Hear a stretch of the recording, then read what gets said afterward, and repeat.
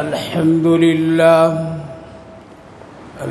لله نحمده ونستعينه ونستغفره ونؤمن به ونتوكل عليه ونعوذ بالله من شرور أنفسنا ومن سيئات أعمالنا من يهده الله فلا مضل له ومن يضلله فلا هادي له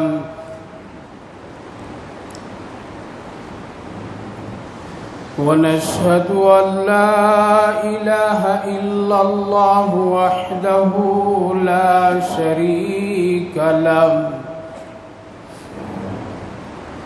ونشهد أن سيدنا ونبينا وحبيبنا ومولانا محمدا عبده ورسوله وصلى الله تعالى عليه وعلى آله وأصحابه أجمعين أما بعد فأعوذ بالله من الشيطان الرجيم بسم الله الرحمن الرحيم لقد من الله على المؤمنين إذ بعث فيهم رسولا من أنفسهم يتلو عليهم آياته ويزكيهم ويعلمهم الكتاب والحكمة وإن كانوا من قبل لفي ضلال مبين قال الله تبارك وتعالى في مقام آخر وما أرسلناك إلا رحمة للعالمين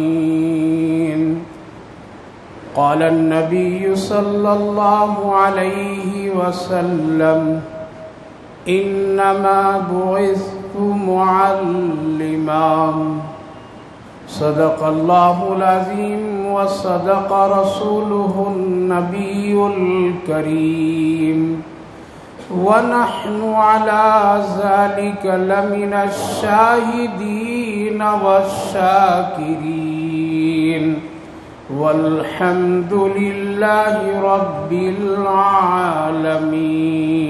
العالمين.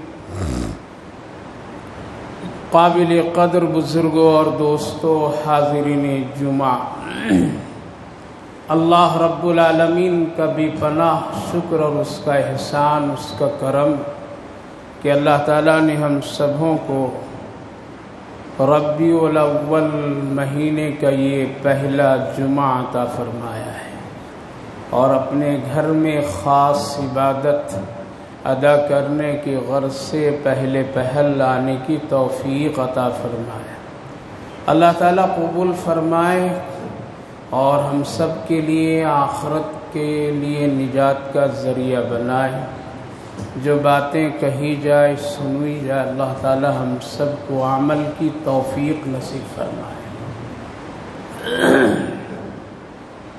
بھائیو اور بزرگوں، اللہ نے اس دنیا کو بنایا اور اس دنیا میں جو سب سے اشرف اور اچھی مخلوق، اس کو انسان قرار دیا اور انسان کو بنایا. اور اللہ کے جہاں بہت سارے احسانات انسانوں پر ہے، بہت سارے احسانات ہیں، ان میں سے جو سب سے بڑا احسان خود اللہ نے ذکر کیا وہ ایک بہت بڑی چیز ہے. کیوں؟ اس لیے اللہ جب اس کا ذکر کیا تو ظاہر ہے کہ وہ اللہ کے نزدیک سب سے بڑی چیز ہے، سب سے بڑا احسان ہے، سب سے بڑی نعمت ہے، تبھی تو اس کا ذکر کیا۔ دنیا میں تو بہت ساری چیزیں اور بہت ساری نعمتیں ہیں جو انسانوں کے لیے اور تمام مخلوقات کے لیے اللہ نے ضروریات زندگی پوری کرنے کے لیے بنایا ہے اور انسانوں کے حوالے یعنی سپرد کر دیا ہے۔ اس کا استعمال کرو، یہ میری نعمتیں ہیں اور اس سے تم فائدہ اٹھاؤ اور اس پر تم شکر ادا کرو۔ جہاں بہت سارے نعمتیں ہیں اور احسانات اللہ کی ہیں، ان میں سب سے بڑی نعمت اور احسان اللہ نے جو ذکر فرمایا وہ یہ ہے کہ ہم نے تمہارے ہی میں سے ایک اپنا برگزیدہ پیغمبر رسول یعنی حضرت محمد صلی اللہ علیہ وسلم کو مبعوث کیا، بھیجا، یعنی تم کو ہم نے یہ دیا اور احسان کیا، اور اس سے بڑی چیز میرے پاس اور کوئی بھی نہیں ہے۔ وہ میں نے تمہارے ہی لیے، انسانوں تمہارے ہی لیے اور تمہاری ہی میں سے یعنی انسانوں میں سے چن کر کے ہم نے تم کو دیا ہے۔ ایک بہت بڑا تیرے لیے ایک نعمت ہے اور میری طرف سے یہ نعمت ہے اور میرا تجھ پر یہ احسان ہے۔ کیوں؟ اس لیے کہ نبی کی زندگی اور آپ کی سیرت و سنت ہی سے امت کو، انسانوں کو زندگی گزارنے کا طریقہ معلوم ہوا اور دوسری مخلوقات سے انسانوں کا ایک امتیازی شان اور اس کے اعمال قرار دیے گئے۔ اس لیے اللہ رب العالمین نے نبی اکرم صلی اللہ علیہ وسلم کی بعثت کو ایک احسان، لقد من اللہ علی المؤمنین اذ بعث فیہم رسولا من انفسہم یتلو علیہم آیاتہ کہہ کر کے ذکر فرمایا، اور نبی اکرم صلی اللہ علیہ وسلم کے اوصاف، آپ کے کمالات اور آپ کی خوبیاں، آپ کے اعمال کا ایک بہت ہی جامع اور مختصر سی آیات میں اللہ رب العالمین نے ذکر فرمایا۔ ظاہر ہے کہ اس لیے یہ عنوان پر گفتگو کرنے کی طبیعت اور دل چاہا کہ یہ مہینہ جو ہمارے اور آپ کے سامنے آیا ہے اور اب گزر رہا ہے، گزر جائے گا، اس مہینے میں ایک مسلمانوں کے لیے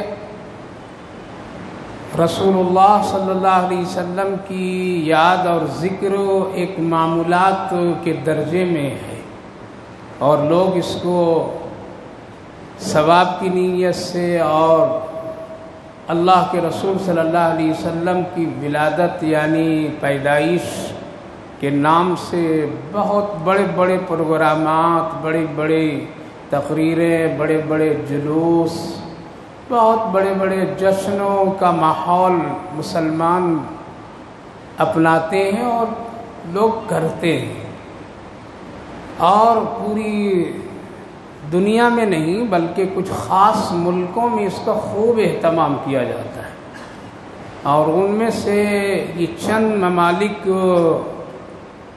اپنا ایک ملک، پڑوسی ملک اور ادھر ادھر کے جو ملک ہیں، اس میں بے تحاشا نبی کی ولادت اور نبی پاک علیہ الصلاۃ والسلام کے نام سے اس مہینے میں خوب جشن منائے جاتے ہیں، یادیں کی جاتی ہیں، تذکرے کیے جاتے ہیں، بہت ساری شکلیں بنائی جاتی ہیں۔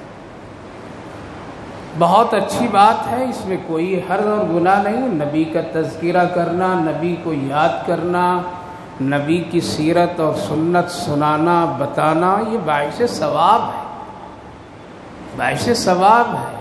اللہ کے رسول صلی اللہ علیہ وسلم کا ذکر کرنا، آپ کی سیرت و سنت ہو ایک دوسرے کو بتانا اور اس کو عمل کے لیے تیار کرنا اور اس پر چرچا کرنا ایک امتی کا حق ہے، کرنا چاہیے، خوب کرنا چاہیے۔ لیکن یہاں ایک بات یاد رکھیے گا کہ ہر ایک خوشی اور غم، ہر ایک معاملے میں ہم سب کے لیے جو رہنمائی ہے وہ پیارے آقا محمد الرسول اللہ صلی اللہ علیہ وسلم ہی کی زندگی ہے۔ اس لیے اسلام میں خوشی کا بھی ایک طریقہ دیا ہے اور غم کا بھی ایک طریقہ دیا ہے۔ کہاں خوشی منانا تو کیسے منانا، غم منانا تو کیسے منانا، نہیں منانا تو کیوں نہیں منانا، ساری چیزیں موجود ہیں، ساری چیزیں موجود ہیں۔ خوشی ہے تو اس کا ایک طریقہ ہے، اس طریقے پر امت کو اللہ کے رسول صلی اللہ علیہ وسلم نے خوشی منانے کے لیے کہا ہے، اس طرح مناؤ، یہ عمل کرو، میرا یہ طریقہ ہے، ہم اس طرح خوشی منائیں، تم بھی مناؤ، میری سنت ہے۔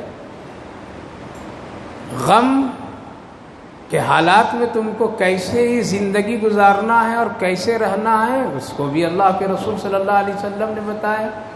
اور وہ غم، وہ پریشانیاں جو آج ایک امتی کے سامنے اور ساتھ اور امتی کی زندگی میں پیش آتی ہیں، وہ ساری پریشانیاں اللہ کے رسول صلی اللہ علیہ وسلم کے دور میں بھی وہ آئی ہیں۔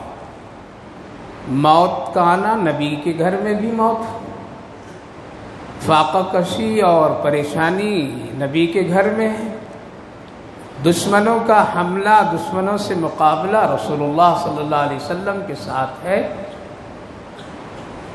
سارے بیمار ہونا اور بیماری کے بعد اور بیماری کی حالت میں کیسی زندگی گزارنا رسول اللہ کے ساتھ ہے، اور آج یہی ساری پریشانیاں امت کے سامنے بھی ہے۔ تو یہ ساری چیزیں، تکلیفیں، پریشانیاں اور ساری دکھ کی باتیں جو رسول اللہ صلی اللہ علیہ وسلم کے ساتھ جو پیش آئی ہیں، اس کی وجہ یہی ہے تاکہ امت کے لیے آپ کی زندگی کیا ہو، خوشی میں، غم میں، تکلیف میں، پریشانی میں، بیماری میں، صحت میں، سب کیا ہو جائے، نمونہ بن جائے، اور امت کو ادھر ادھر بھٹکنے کی ضرورت نہ پڑے۔ لہذا خوشی منانے کے لیے بھی ایک طریقہ اللہ کے رسول صلی اللہ علیہ وسلم نے عطا فرمایا اپنی امت کو، اور نہیں منانے کا بھی حکم دیا ہے۔ اگر اس کے دائرے میں رہ کر کے کوئی آدمی خوشی مناتا ہے یا غم مناتا ہے یا صبر اور شکر کرتا ہے تو وہ سب باعث ثواب ہے۔ کیا ہے؟ ثواب ہے، اس پر نیکی ملتی ہے۔ خوشی جس طرح سے اللہ نے منانے کے لیے کہا ہے، اگر اس طریقے سے اللہ کے رسول نے جس طرح کہا ہے اس طرح اگر کوئی آدمی کرتا ہے تو یہ ثواب ہے۔ اور نبی کے زمانے میں بڑی بڑی خوشیوں کا بھی موقع آیا، بہت بڑی بڑی خوشیوں کا موقع آیا۔ فتح مکہ خوشی کا موقع آیا نہیں ہے، بدر میں کامیابی، دشمنوں کی شکست، اسلام کا بول بالا، اسلام کی کامیابی، فتح، یہ خوشی ہے یا نہیں خوشی ہے؟ مکہ فتح ہوا اور اسلام پھر عروج اور اسلام کی تشریح و تبلیغ عام آزادی کے ساتھ جب شروع ہوئی، بہت بڑی خوشی، اور اسی کام کے لیے اللہ کے رسول صلی اللہ علیہ وسلم اس دنیا میں تشریف لائے تھے۔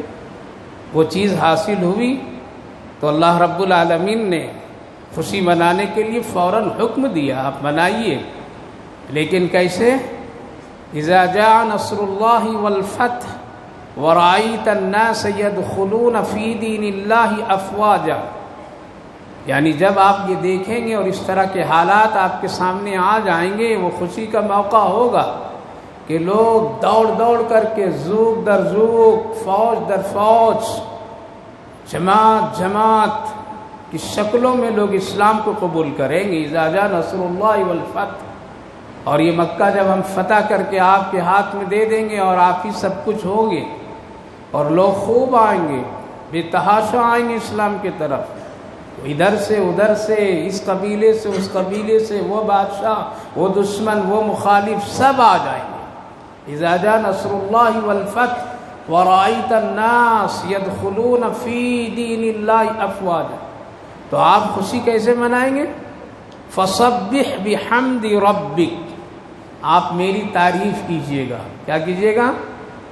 تسبیح و تقدیس کیجئے گا، شکر اس طرح ادا کیجئے۔ فسبح بحمد ربک واستغفر، آپ اپنی کوتاہیوں پر استغفار کیجیے گا۔ نبی معصوم، لیکن یہ ہم سب کے لیے حکم ہے، امتی کے لیے حکم ہے کہ ایسی خوشیاں جب جب آ جائیں تمہارے پاس، اور جب جب تم خوشی منانا چاہو تو تمہارے لیے ایسا ہے کہ فسبح بحمد ربک، اللہ کی تعریف و تسبیح و تقدیس بیان کیجیے گا، اور اپنی کوتاہیوں اپنی غلطیوں پر استغفار کیجیے گا۔ فسبح بحمد ربک واستغفر انہ کان توابا، بے شک اللہ تعالیٰ بہت زیادہ توبہ کو قبول کرنے والا ہے، بہت قبول کرنے والا ہے۔ پتہ چلا کہ خوشی کے موقع پر اسلام کا طریقہ، ہم سب کے آقا صلی اللہ علیہ وسلم کا طریقہ کیا ہے؟ تسبیح و تقدیس، شکر و حمد و ثنا اللہ۔ اسی لیے اسلام میں دو خوشیاں طے کی گئی ہیں جو نصوص سے یعنی قرآن و حدیث سے ثابت ہے، نبی اکرم صلی اللہ علیہ وسلم کی زندگی سے جو ثابت ہے، وہ دو خوشیاں، خاص کر کے عید اور بقرعید۔ لہذا ان دونوں خوشی جو سب سے بڑی خوشی ہے اور یہ شریعت کے تحت میں ہے، اللہ کے رسول صلی اللہ علیہ وسلم اپنی زندگی میں اس پر عمل کیے، صحابہ عمل کیے، اور آج تک امت عمل کر رہی ہے، تو لہذا اس میں کیا ہے؟ خوشی کا طریقہ وہی طریقہ، اس میں نہیں گھٹنا نہ بڑھنا، کچھ بھی نہیں، وہی تسبیح و تقدیس، اللہ اکبر اللہ اکبر، وہی تسبیح و تقدیس، 2 رکعت نماز، عربی خطبہ، وہی تسبیح و تقدیس، استغفار، 30 دن منا کر کے، قربانیاں دے کر کے، اپنے کوتاہیوں کا اظہار کر کے، شرمندہ ہو کر کے، معافی مانگ کر کے خوشی منانا، ایک ساتھ جمع ہونا۔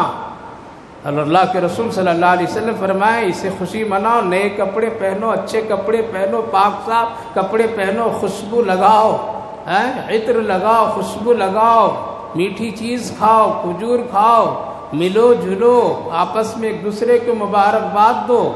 پتہ یہ چلا کہ خوشی منانے کا حکم ہے شریعت میں، اور جہاں ضرورت پڑی اللہ کے رسول صلی اللہ علیہ وسلم اس عمل کو کیے اور کرنے کا حکم دیا۔ آج تک امت یہ کر رہی ہے، لہذا عید کی نماز 2 رکعت کے بجائے کوئی 4 رکعت نہیں پڑھ پا رہا ہے، 6 تکبیرات سے زیادہ کوئی نہ گھٹایا نہ بڑھایا، کوئی نہیں کر رہا، جتنا ہے یہ ہے شریعت، اور یہ ہے اللہ اور اس کے رسول کے طے کیے ہوئے اعمال کہ اس میں نہ کوئی گھٹا سکتا ہے نہ بڑھا سکتا ہے، اور جو چیز اور جس چیز کی شکلیں بدلتی رہتی ہو، جس چیز کی شکلیں حالات زمانہ میں بدلتی رہتی ہو، جن خوشیوں کو امت حالات کے مطابق اس کو اپنانے کی کوشش کرتی ہو، تو سمجھ لیجئے کہ یہ سنت نہیں ہے، اس میں شریعت کا کوئی حق اور حصہ نہیں ہے، یہ کیا ہے؟ یہ رسم ہے۔ کیا ہے؟ یہ رسم ہے۔ اسی لیے 2 چیزیں ہیں، ایک ہے کفر اور ایک ہے ایمان۔ کفر اور ایمان کے مقابلے میں کفر، توحید کے مقابلے میں شرک، توحید کے مقابلے میں سنت کے مقابلے میں بدعت، دونوں ساتھ ساتھ ہیں۔ ایمان کے مقابلے میں کفر، اگر ایمان ہے تو کفر نہیں، کفر ہے تو ایمان نہیں، توحید ہے تو شرک نہیں، اگر شرک ہے تو توحید نہیں، بالکل چھانٹ دیا، الگ الگ کر دیا، امتیاز بالکل آئینے کی طرح اس کو دکھا دیا گیا۔ اگر ایمان تیرے پاس ہے تو تیرے پاس کفر نہیں ہے، جاؤ اطمینان سے رہو، اور اگر کفر کا کوئی کام کوئی عمل ہے تو تیرے پاس ایمان نہیں، بس ختم۔ اور اگر تمہارے پاس توحید ہے تو تم مشرک نہیں ہے، شرک نہیں ہے تیرے پاس، اور اگر تیرے پاس شرک ہے، تیری زندگی میں شرک کی اعمال ہے کہ کبھی یہاں کبھی وہاں، کبھی ایسا کبھی ویسا، تو پھر تمہارے نزدیک توحید نہیں ہے، ایک اللہ پر ایمان نہیں ہے۔ اور اگر تیرے پاس تیری زندگی میں سنت ہے تو تم بدعت سے پاک ہے، اور اگر تمہاری زندگی میں بدعات ہے، بدعت رسومات ہے، تو تمہاری زندگی میں رسول اللہ کی سنت نہیں ہے، یہ بالکل طے شدہ۔ لہذا سنت کس کو کہتے ہیں؟ سنت اس کو کہتے ہیں کہ جس کا حکم اللہ اپنے رسول کو دیا ہو، اور رسول اللہ صلی اللہ علیہ وسلم اس پر عمل کر کے دکھایا ہو اور اس کے کرنے کا حکم اپنی امت کو دیا ہو، یہ کیا ہے؟ یہ سنت ہے۔ سنت اللہ نے ایک حکم دیا کرنے کا، اس لیے نبی اپنی مرضی سے کوئی کام نہیں کرتا، چاہے چھوٹی چیز ہو یا بڑی چیز، لہذا اللہ کے حکم سے رسول اللہ صلی اللہ علیہ وسلم ایک عمل کیے اور عمل کر کے اس کا پورا طریقہ اور پھر اپنی امت کو کرنے کا اس میں حکم دیا، یہ کیا ہے؟ یہ سنت ہے۔ اور اس سنت پر پھر اہل سنت جس کو کہتے ہیں، یعنی جو لوگ نبی کے قریب تھے یعنی صحابہ، وہ لوگ ان کو اپنائے اور اس پر عمل کرتے رہے، یہ ہے سنت، یہ ہے سنت۔ اگر وہ چیز جس کو آج امت کر رہی ہے اگر رسول اللہ نے کرنے کا حکم نہیں دیا اور آپ خود بھی نہیں کیے اور آپ کے بعد آپ سے قریب رہنے والے صحابہ نے بھی نہیں کیا، تو پھر اس کا نام کیا ہے؟ بدعت ہے، چاہے اس میں کتنی بھی خوبصورتی، حسن و پوری دنیا کی تعداد اس کو مل کر کے کرے، پھر بھی وہ شریعت اور سنت نہیں بن سکتی ہے۔ اگر کوئی آدمی یہ کہہ دے کہ نہیں یہ سارے لوگ کر رہے ہیں، تو پورا مکہ کفر میں تھا اور ایک صرف محمد عربی ایمان کی دعوت دے رہے تھے، کیا کہیں گے؟ کیا کہیں گے؟ سارا مکہ کفر پر، رسموں پر، رواج پر، اور صرف گنے چنے مٹھی بھر مسلمان صحابہ رسول اللہ تھے، تو کیا کہیں گے کہ ان کا طریقہ اچھا ہے؟ پتہ یہ چلا کہ لوگ کفر و بدعات شرک پوری دنیا کرے اور ایک آدمی صرف اگر توحید پر ہے تو یہ حق ہے اللہ کے نزدیک اور یہ سب کے سب باطل ہے۔ لہذا میرے بھائیو بزرگو، نبی اکرم صلی اللہ علیہ وسلم کی ولادت باسعادت کے نام سے کیا ہے؟ جشن مناتے ہیں، بہت سارے تذکیرے ہوں گے، خوب دھوم دھام ہوں گے، بہت ساری اس کی شکلیں بنائی جا رہی ہیں، لاکھوں کروڑوں خرچ کیے جا رہے ہیں، اس کے پروگرام بنائے جا رہے ہیں، اور لوگ اس پر اپنے آپ کو بہت ہی عاشقانہ محبانہ عمل پیش کرتے ہیں۔ لیکن اب یہ دیکھنا پڑے گا کہ کیا یہ عمل ہمارے آقا حضرت محمد الرسول اللہ صلی اللہ علیہ وسلم سے یہ ثابت ہے یا نہیں ہے۔ آپ اپنے زمانے میں اپنی پیدائش کا کوئی جشن منایا اور منانے کا حکم دیا یا نہیں دیا؟ اگر آپ نے حکم دیا تو سب لوگ کیجئے، خوب کیجئے، اچھا سے کیجئے، بہت بن سور کر کے کیجئے۔ سب کہیں گے اس لیے نبی نے کیا ہے، نبی نے کیا ہے، نبی نے حکم دیا ہے، بعد میں صحابہ نے کیا، صحابہ کے عمل ہے، بعد میں ائمہ فقہا نے سب نے کہا ہے تو کریں گے۔ لیکن اگر اللہ کے رسول صلی اللہ علیہ وسلم اپنی پوری زندگی 63 سالہ زندگی 63 سالہ زندگی میں اگر آپ نے کبھی بھی نہیں ایسی کوئی شکل بنائی اور نہ حکم دیا نہ کیا، تو آپ کہہ دیجئے دھڑلے سے کہ یہ چیز کیا ہے؟ بدعت ہے، رسم ہے، یہ سنت نہیں ہے۔ اگر کوئی یہ کہتا کہ نبی کو موقع نہیں ملا جشن منانے کا، اپنی ولادت کا جشن منانے کا، اور صحابہ کو بھی موقع نہیں ملا اپنی عمر اور اپنی پیدائش کا ذکر کرنے کا، اس لیے نہیں کر سکے، وہ یاد ہوگا ایک بات بتایا ہوگا کبھی، جب رسول اللہ صلی اللہ علیہ وسلم آخری قربانی کر رہے تھے تو کتنے اونٹوں کی قربانی کیے؟ 100 اونٹوں کی قربانی کی، ان میں سے 63 اونٹ کتنے اپنے ہاتھوں سے کیے اور کر کے یہ چھوڑ دیے۔ اس وقت یہ نہیں بتایا کہ ہماری عمر 63 ہوگی، بعد میں محدثین نے کہا وہ رسول اللہ صلی اللہ علیہ وسلم نے 63 جو اونٹ اپنے ہاتھوں سے قربانی کیے تھے وہ اس لیے کیے تھے کہ آپ اپنی ہر سال کی قربانی اپنے ہاتھ سے ادا کیے۔ تو جب وسعت آ گئی تھی، مکہ فتح ہو گیا تھا، اب تو کوئی پریشانی نہیں، کوئی دقت نہیں، کوئی دشواری نہیں، کہیں سے کوئی رکاوٹ نہیں، اب بہترین جشن منایا جا سکتا تھا، جلوس نکالا جا سکتا تھا، سجایا جا سکتا تھا، سب کچھ کیا جا سکتا تھا، لیکن آپ نے نہیں کیا. لہذا 63 سالہ زندگی میں آپ نے کبھی بھی کیا نہیں، حکم بھی نہیں دیا، اور کچھ اس کے بارے میں آپ نے تذکرہ تک نہیں کیا. ایک صاحب ہم سے گفتگو میں کہنے لگے آپ کو پتہ نہیں ہے نبی کی جب ولادت ہوئی اور ابو لہب کی باندی آ کر کے ابو لہب کو خوشخبری سنائی کہ آپ کے گھر میں ایک بڑا چاند جیسا بچہ پیدا ہوا ہے، بڑا خوبصورت ہے، حضرت آمنہ کے بطن سے جو بیٹا پیدا ہوا بہت اچھا ہے. ابو لہب خوشی میں کیا کیا؟ کھجوریں خوب بانٹا. کیا کہہ رہا ہے؟ کھجوریں بانٹا، اپنی باندی کو آزاد کر دیا. پتہ چلا کہ ابو لہب رسول اللہ کی ولادت اور پیدائش کی خوشی میں اس نے کھجوریں بانٹا. لہذا آج اگر امت کے لوگ رسول اللہ کی پیدائش پر اگر مٹھائیاں بانٹتے ہیں، کیک کاٹتے ہیں، جلوس نکالتے ہیں اور کوئی ان کے لیے سجدے سجاتے ہیں، تو کیا ابو جہل سے ہم کم ہیں کیا؟ باہر مسلمان، تجھے ابو بکر صدیق نظر نہیں آیا، ابو لہب نظر آیا، ابو بکر صدیق نظر نہیں آئے.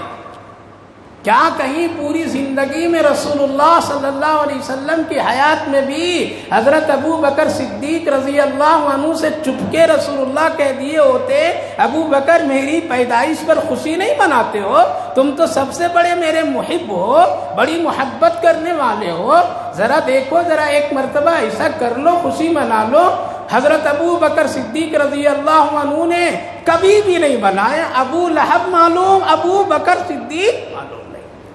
ہمیں ابو لہب کا طریقہ نہیں چاہیے، ہم کو کس کا طریقہ چاہیے؟ حضرت ابو بکر صدیق کا طریقہ چاہیے. اس لیے وہ نبی سے سب سے زیادہ محبت کرنے والے تھے. اسی لیے آقا صلی اللہ علیہ وسلم نے فرمایا سب کے احسانات میں چکا دیا، لیکن ابو بکر صدیق کے احسانات ہم چکا نہیں سکے، اس کا بدلہ تو آخرت میں اللہ ہی دے گا. تو ایسی باتیں کہہ کر کے اگر بدعت کو پھیلاتا ہے، ایسی باتیں کہہ کر کے کوئی شریعت میں اور نبی کے نام سے کوئی جشن جلوس اور کوئی اس طرح کی بات کرتا ہے، میرے بھائیوں بزرگوں، یہ ساری چیزیں رسم و رواج میں ہے، سنت میں نہیں ہے. سنت میں ہرگز نہیں اس کو شامل کیا گیا ہے. وہ یہ کہے کہ رسول اللہ صلی اللہ علیہ وسلم اپنی مختصر سی زندگی میں یہ سب کام نہیں کر سکے، نہیں موقع ملا. ابو بکر صدیق کو بھی موقع نہیں ملا، چلو خلیفہ بن گئے تھے، اب 2 سال تو ہے، لیکن 2 سال میں آپ نے کبھی بھی ولادت رسول کا نہ مٹھائیاں تقسیم کیے، نہ مدینہ میں کوئی کھجوریں تقسیم کیے، نہ گلی کوچوں کو سجائے، اور نہ کبھی کسی کو بھیڑ جمع کر کے آپ نے کبھی بھی کوئی اس مسئلے پر گفتگو کیا. چلیے یہ دور بھی چلا گیا، حضرت ابو بکر صدیق کا بھی تازہ اسلام کا ماحول ہے. حضرت عمر رضی اللہ عنہ کے دور 12 سال گزرتے ہیں، اور آدھی دنیا پر جب حکومتیں پھیل جاتی، اسلام پھیل جاتا ہے، صحابہ پھیل جاتے ہیں، تب تو کرنا چاہیے تھا. لیکن حضرت عمر رضی اللہ عنہ نے کبھی بھی نہیں کہا اور نہ کرنے کا حکم دیا، اور نہ اس طرح کی کوئی چیز نہیں. اس لیے میرے بھائیوں بزرگوں، نہ حضرت عثمان غنی رضی اللہ عنہ سے ثابت، آپ کے دور میں بھی ایسا نہیں، وہ قرآن کو جمع کر دیے، لیکن کہیں یہ گنجائش نہیں دیے کہ ولادت رسول کا بھی کوئی حق اور حصہ ہے. پوری زندگی ہر وقت نبی کو یاد کیجیے، ہر لمحہ رسول اللہ کا ذکر کیجیے، ہر لمحہ رسول اللہ کو یاد کیجیے، ہمیشہ رسول اللہ پر دعا سلام کرتے رہیے، درود پڑھتے رہیے، یہ حق ہے. لیکن آپ کے طریقے سے ہٹ کر کے کوئی کام کرنا یہ نبی کو بڑی تکلیف دہ ہے. اگر کوئی آدمی کوئی کہے کہ ہم آپ سے بڑی محبت کرتے ہیں اور اس کے خلاف اگر کوئی عمل کرے گا تو کہے گا بھائی آپ کہتے ہو اور میرے خلاف کرتے ہو، یہ مجھے بڑی تکلیف پہنچتی ہے. لہذا رسول اللہ صلی اللہ علیہ وسلم کو جو سب سے زیادہ امت کی طرف سے تکلیف ہے وہ یہ ہے آپ کے طریقے کے خلاف امت شریعت دین سمجھ کر کے غلط کام کرتے اور نبی کی طرف نسبت کر دیتے ہیں. یہ بہت بڑا گناہ ہے، بہت بڑا گناہ ہے. اس میں کوئی ثواب نہیں ہے، اس میں کسی طرح سے کوئی نجات نہیں ہے. اس لیے سنت کے مطابق ہی عمل اللہ کی یہاں بارگاہ میں قابل قبول ہے۔ تو میرے بھائی بزرگوں عرض یہ کرنا ہے، صحابہ کرام رضوان اللہ عنہم اجمعین کو یہ بات بالکل سمجھ میں نہیں آئی۔ پورے صحابہ 100 سال نبی کے بعد صحابہ کی زندگی دنیا میں رہی۔ کتنے سال؟ 1 صدی تک کے صحابہ زندہ رہے، مختلف ممالک میں رہے، مختلف حصوں میں رہے، لیکن کہیں کسی سے کوئی ایک واقعہ اس طرح نہیں ہے کہ اپنے دور میں، اپنی حکومت میں، اپنے گورنری کے زمانے میں اس طرح کوئی کام کیا ہو۔ کیا صحابہ سمجھتے نہیں تھے وہ عاشق رسول نہیں تھے؟ کیا نبی سے ان کی محبت نہیں تھی؟ اگر یہ کام ثواب کا ہوتا، یہ کام اچھا ہوتا، یہ کام سے اللہ راضی ہوتا اس طرح کے کرنے سے، تو سب سے پہلے صحابہ کرتے۔ اس لیے صحابہ سے اتفاق ہے تمام علماء کا، تمام مفتیان کرام کا، محدثین کا، ہر ایک مسلمان کا، یہاں تک کہ غیروں کا بھی، کہ صحابہ سے زیادہ رسول اللہ سے محبت کرنے والے اب نہ کوئی دنیا میں پیدا ہوں گے نہ اللہ پیدا کرے گا۔ کیسی محبت کرتے تھے وہ تو ایسی محبت کرتے تھے کہ نبی کے سامنے بیٹھنا بے ادبی سے وہ اپنے آپ کو ہلاکت کی چیز سمجھ لیتے تھے، فوراً وہ لوگ متوجہ ہو جاتے تھے ہم سے کہاں خطا ہو رہی ہے۔ وہ لوگ اتنی محبت کرتے تھے، نبی اگر ناخن کاٹ دیں تو سنبھال کر کے تحفے کے طور پر میں رکھ لیتے تھے، وہ لوگ نجات اس میں سمجھتے تھے، زمین پر گرنے نہیں دیتے تھے۔ وہ لوگ تو محبت کی یہ دیوانے تھے، عاشق تھے کہ بدن مبارک سے اگر پسینہ بھی نکلے تو اس کو کہیں ٹھپکنے نہیں دیتے تھے، بلکہ وہ لوگ ہاتھوں میں، کپڑوں میں لے کر کے اپنے جسم میں مل لیا کرتے تھے، کہتے تھے اللہ اس سے مجھے نجات عطا فرمائے گا۔ وہ لوگ تو اتنے بڑے محبت اور عاشق رسول تھے، اللہ اکبر، کہ نبی کی ایک ایک ادا کو وہ لوگ اپنی زندگی کے لیے باعث نجات سمجھتے تھے۔ نبی اکرم صلی اللہ علیہ وسلم ایک مرتبہ اپنے جسم سے درد کی کیفیت محسوس ہوئی، ایک جگہ آپ نے وہاں سے خون نکلوایا جس کو پچنا کہتے ہیں، اور وہ خون نکال کر کے آپ نے ایک برتن میں جمع فرمایا، اور حضرت ابو طلحہ رضی اللہ عنہ جیسے صحابی، ذلیل القدر صحابی کو آپ نے بلایا اور کہا کہ ابو طلحہ یہ دیکھو اس میں میرا خون ہے، میرا خون ہے، نبی کا خون پاک، نبی کا خون پاک، باقی سارے انسانوں کا خون ناپاک۔ کیوں بھائی؟ اس لیے نبی حرام نہیں کھاتا تھا، نبی کے جسم میں غذا میں حرام نہیں، دوسروں کی غذا میں حرام کا ہے خدشہ۔ اسی لیے باقی تمام انسانوں کا، چاہے ولی ہو یا قطب ابدال ہو، سب کا خون ناپاکی کے حکم میں رکھا گیا کہ اگر بدن سے وہ خون نکل جائے، بہ جائے تو وضو ختم۔ لیکن پیارے آقا صلی اللہ علیہ وسلم کا خون پاک اس لیے کہ آپ کے خون میں حرام اور ناپاک چیز ملی ہی نہیں، اللہ نے ملنے نہیں دیا۔ جس طرح پسینہ پاک اسی طرح سے خون بھی آپ کا پاک۔ ابو طلحہ یہ لے جاؤ، ذرا مٹی گہری کھدائی کر کے اس کو دفن کر کے آ جاؤ، خاص خیال رکھنا کسی کا قدم یہاں نہیں پڑ سکے۔ حضرت ابو طلحہ رضی اللہ، بتا رہا ہوں محبت، بتا رہا ہوں عشق، بتا رہا ہوں صحابہ کو نہیں سمجھ میں آئی یہ باتیں جو آج ہم لوگ کر رہے ہیں، ان کو یہ باتیں، یہ جشن، یہ جلوس، یہ ہور ہنگامے، یہ بینر، یہ گنبد خضرا، یہ اللہ، یہ رسول، یہ گھوڑا، یہ فلاں چھاپنا صحابہ کو نہیں سمجھ میں آیا۔ آج کا یہ پکا سچا مسلمان جو مار کھا رہا ہے، ذلیل ہو رہا ہے، نمازیں چھوڑ رہا ہے، روزے چھوڑ رہا ہے، نہ جانے شریعت اور دین کو اس کو خلط ملط کر کے اس کے حلیہ بگاڑ دیا ہے، آج کے مسلمان کو سمجھ میں آیا نہیں نبی کی یاد اور ولادت کا تذکرہ اس طرح کرنا چاہیے۔ گناہوں میں مت پڑیے۔ آپ کہیں گے مولوی صاحب آپ کیوں ایسا بول رہے ہیں جو کر رہے ہیں؟ ارے بھائی نہیں ہم لوگ بولیں گے تو پھر کون بولے گا؟ بتانا میرا کام ہے، علماء کا کام ہے، کرنا نہ کرنا وہ آپ سب کا، ہم سب کا کام ہے۔ چاہے آپ کیجئے نہیں کیجئے وہ تو اللہ جانے گا، لیکن بتاتے رہنا ہے، گناہ کو گناہ کہتے رہنا ہے، سنت کو سنت کہتے رہنا ہے، بدعت کو بدعت کہتے رہنا ہے، تاکہ کسی کو اللہ توفیق دے دے تو ان کاموں سے بچ جائے۔ حضرت ابو طلحہ رضی اللہ عنہ خوشی خوشی سے لیے اور دیوار کے ایک اوٹ میں جا کر کے تھوڑی دیر کے بعد میں واپسی ہوئی، کام کر گئے۔ اللہ کے رسول پھر پوچھے، خیال رکھا، اچھی جگہ اس کو دفن کیا؟ ہاں یا رسول اللہ دفن کر دیا۔ کہیں ایسا تو نہیں کسی کے قدم پڑے؟ کیوں نبی بار بار پوچھ رہے تھے کہ کہیں میری امت کے کسی فرد کسی صحابی کا قدم نہ پڑھ کر کے کہیں اللہ ناراض نہ ہو جائے گا۔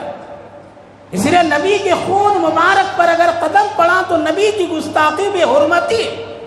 اسی لیے اللہ نے رسول اللہ کی پوری زندگی میں آپ کا سایہ زمین پر پڑنے نہیں دیا، بنایا نہیں۔ کیوں؟ علماء اسی لیے لکھتے ہیں کہ جب نبی چلتے تھے باہر کھلے ہوئے آسمان میں تو 2 فرشتے 4 فرشتے بادل کو سائے کے روپ میں لا کر کے رکھتے تھے اور ان پر ایک بادل کا سایہ چھایا رہتا تھا، دھوپ نہیں لگتی تھی آپ کے جسم مبارک پر، تاکہ آپ کا سایہ زمین پر نہ بنے، تاکہ پیچھے چلنے والوں کا قدم رسول اللہ کے سائے مبارک پر نہ پڑ کر کے نبی کی کوئی گستاخی کرنے والا نہ بن جائے۔ اللہ تو اتنا خیال رکھا۔ حضرت ابو طلحہ کہنے یا رسول اللہ میں بہت خیال کیا ہوں، ایسی جگہ ان کو دفن کر دیا ہوں میں کہ نظر اور قدم تو بڑی دور کی بات ہے، کسی کا خیال بھی وہاں نہیں جائے گا۔ محبت، ہم لوگ محبت کرتے ہیں، جتنے جلوس میں ہیں ذرا سروے کر لو، اکثریت سنت کے خلاف کام کرنے والے، اکثریت سنت کے خلاف کام کرنے والے۔ کہا کہ کیا کیا ابو طلحہ؟ پی گیا کیا؟ نبی سمجھ گئے۔ کہا کہ ہاں یا رسول اللہ میں پی گیا۔ آپ اٹھے، بوسہ دی اور فرمائے اللہ ہمیشہ کے لیے جہنم کی آگ تیرے لیے حرام کر دیا ہے۔ ارے وہ لوگ نہیں سمجھے کہ رسول اللہ کی پیدائش کا ذکر کیسے کرنا ہے۔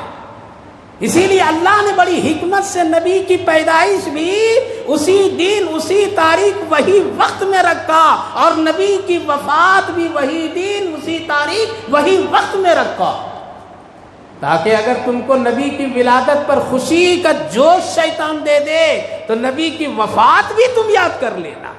بڑی چالاک ہیں ہم لوگ، پیدائش کی مٹھائی کھاتے ہیں اور وفات کی نہیں تذکرہ۔ کیوں؟ وفات میں نماز ہے۔ کیا ہے؟ وفات پر نماز ہے۔ اللہ کے رسول نے اپنی آخری زندگی میں نماز فرمایا، اے میری امت نماز کا خیال رکھنا۔ آخری جملہ آپ کا آخری پیغام ہے، اے میری امت غریبوں کا، ضرورت مندوں کا، غلاموں کا، مزدوروں کا تم خیال رکھنا، اس پر ظلم نہیں کرنا۔ ایک حقوق اللہ اور ایک حقوق العباد کا اپنی امت کو پیغام دے کر کے گئے۔ جشن منانے والے چاہے علماء ہو یا کوئی بھی ہو، بڑی چالاکی سے اس وفات النبی کو ختم کر دیا۔ کیوں؟ اس لیے کہ یہاں نماز ملے گی، یہاں تقوی ملے گا، یہاں حقوق کی ادائیگی کا مسئلہ ہے، اور جشن ولادت میں نہ یہاں نماز ہے، نہ روزہ ہے، نہ حقوق اللہ، نہ حقوق العباد کے کوئی مسئلے ہیں۔ اسی لیے صرف مٹھائی ہے یہاں۔ کیا ہے؟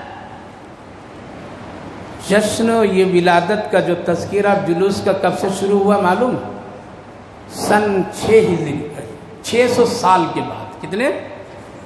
600 سال کے بعد، اور مدینے سے نہیں، مکے سے نہیں، آج بھی وہاں نہیں ہے، آج بھی نہیں ہے۔ بڑی کوشش توڑ جوڑ کرتے ہیں، اور ایک جشن عید میلاد النبی کے موقع پر عمرہ کرنے چلو ہے۔ ارے یار کیا تماشا بنا دیا لوگ، کچھ بھی نہیں ہوتا وہاں پہ۔ کیا کہتے ہیں؟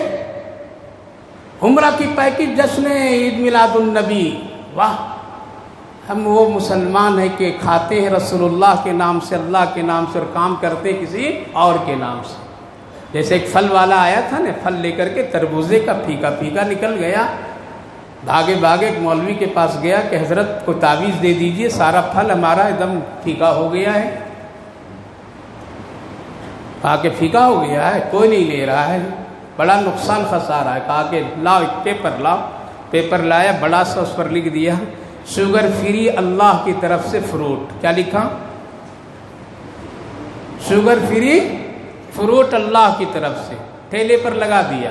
اب جتنے شوگر کے مریض آ رہے دیکھ رہے تھے، اللہ کی طرف سے 5 منٹ میں پورا ٹھیلا ختم۔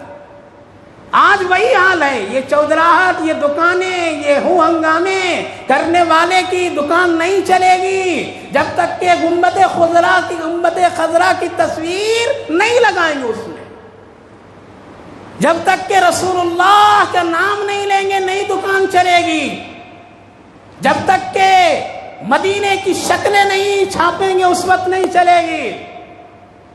600 سال کے بعد میں یہ نکلا، اور نکالنے والے کوئی مسلمان نہیں تھے۔ چلیے 600 سال پہلے ہندوستان میں کیسے آیا؟ یہاں جب انگریزوں کی حکومت تھی تو ان کی پوری کوشش تھی کہ مسلمان یہاں سنت رسول پر عمل کرنے والے نہ ہو بلکہ رسم و رواج اور بدعت پر عمل کرنے والے ہو۔ اس نے کہا کہ کسی کو سمجھائے، کسی مولوی کو، کہہ رہے کیسے تم لوگ ہو؟ ہم لوگ حضرت عیسیٰ علیہ السلام کا کیا کرتے ہیں؟ برتھ ڈے مناتے ہیں۔ کیا کرتے ہیں؟ جشن مناتے ہیں، برتھ ڈے، پیدائش کا دن مناتے ہیں، اور میرے نبی سے تیرا نبی اعلیٰ۔ جب موقع آتا ہے تو بڑھا دیتے ہیں، اور جب موقع آتا ہے تو گھٹا دیتے ہیں۔ میرے نبی سے تیرا نبی اعلیٰ، اور آپ لوگ مسلمان ہیں، بڑی محبت کرنے والے ہیں، لیکن کہیں بھی کوئی ایسا نہیں ہے، آپ لوگ نہیں مناتے رسول اللہ کی پیدائش کا دن۔ مولوی کو بات سمجھ میں آ گئی، فوراً اس نے فتویٰ جاری کر دیا اور جشن کا سلسلہ ہندوستان میں شروع کیا۔ کس کی طرف سے؟ انگریزوں کی طرف سے۔ لہذا اگر ولادت رسول، نبی پیغمبر، امام الانبیاء، امام الرسول ہے، حضرت آدم کیا ہیں؟ منایا کبھی؟ سب سے بڑے وہی ہیں، نبیوں میں سب سے پہلے بڑے وہی ہیں، ہم سب کے باپ دادا کے درجے میں ہیں، لیکن کبھی کسی کو معلوم، کبھی کسی کو پیدائش، کبھی کسی کو جشن۔ دیکھا کہ آدم، حضرت نوح، حضرت ابراہیم، حضرت اسماعیل جو رسول اللہ صلی اللہ علیہ وسلم کے خاندان میں سے ہیں، کبھی حضرت موسیٰ، حضرت عیسیٰ مسلمان نہیں۔ اگر ہر ایک نبی کا جشن منانے پر مسلمانوں کو اللہ کے رسول حکم دیتے اور اللہ حکم دیتا تو فرصت ملتی کسی دن؟ دن کتنے ہیں؟ 300، اور پیغمبر کتنے ہیں؟ بولیے، 1,24,000۔ نام تو سب کا معلوم نہیں۔ وہ عورت گئی تھی نا عامل صاحب کے پاس میں، کہا کہ بڑی پریشانی حضرت، کیا ہے؟ کیا ایسا پریشانی ہے؟ کہا کہ ٹھیک کر دوں گا، کیا کرنا ہے؟ ہر ایک نبی کے نام سے 1 روپیہ صدقہ دے دو۔ کتنے نبی ہیں؟ پوچھے 1,24,000 ہے۔ کتنا بل بنا رہا ہے؟ دیکھ رہا ہے کس کے نام سے؟ 1,24,000، 1 روپیہ دے دو۔ 1 روپیہ کوئی بڑی چیز نہیں ہے۔ عورت بھی بڑی پکی سچی مسلمان تھی، کہیں بھاگ گئی تھی، کہا کہ آپ ہر نبی کا نام بتائیے، میں دیتی چلی جاتی ہوں۔ کتنا آیا؟ 22 نبی کا نام قرآن میں، 22-23، اس سے زیادہ نبیوں کا نام نہیں ہے۔ اٹک گیا مولوی صاحب۔ آج پوچھ لیجئے سب منانے والے جو چلتے ہیں ڈی جے، اللہ حفاظت فرمائے۔ جس پیغمبر نے فرمایا ڈھول بجانا حرام، جس پیغمبر رسول صلی اللہ علیہ وسلم نے فرمایا ناچنا، گانا، کودنا، دوسری قوموں کی طرح شرائط اختیار کرنا، شکلیں اختیار کرنا، یہ میری سنت نہیں، یہ حرام۔ آج نبی کی ولادت پر یہی سب کام کرتے ہیں۔ تو اگر میرے بھائیوں بزرگوں ہر ایک نبی کی ولادت پر جشن منانے کا حکم ہوتا، 1,24,000 انبیاء، چلیے 22 کا منا لیجئے، 23 کا منا لیجئے، فرصت ملتی کبھی؟ آج اس نبی کی ولادت، کل اس نبی کی ولادت، پرسوں اس نبی کی ولادت۔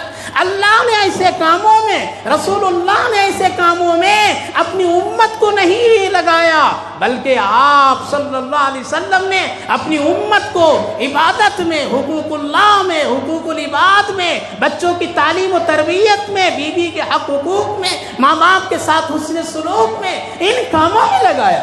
محنت سے کماؤ، محنت سے کھاؤ، سچ بولو، سچ سے رہو، میری سنت پر عمل کرو، موٹے موٹے کام کرو، یہ نجات ہے۔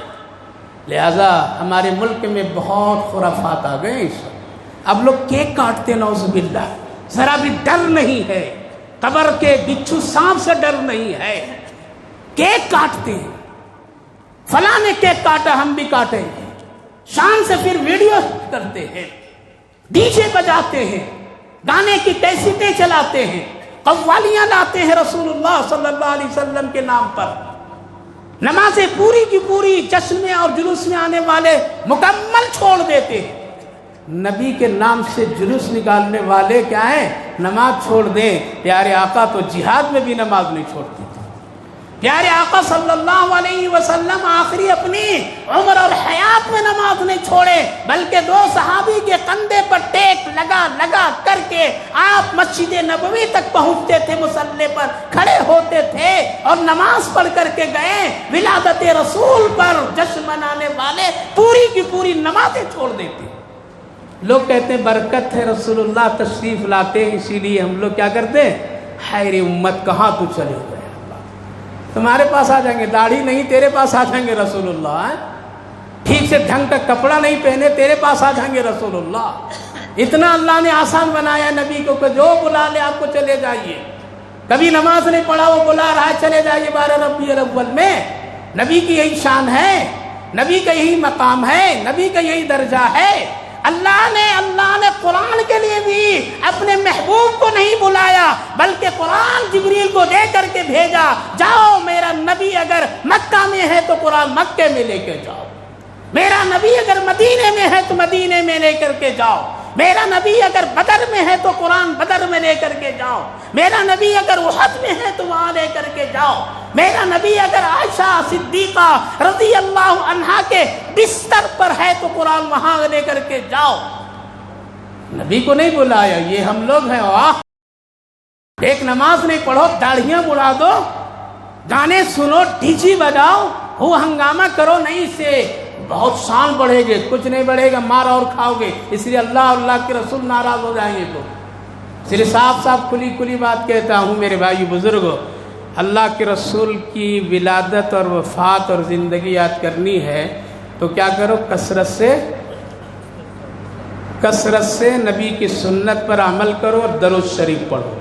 لہذا اس مہینے میں ہر ایک آدمی یہ عزم کر لے کہ ہم 1 لاکھ 1.25 لاکھ درود شریف پڑھیں گے. ہاتھ اٹھائیے, آج وعدہ ہی وعدہ ہے انشاءاللہ.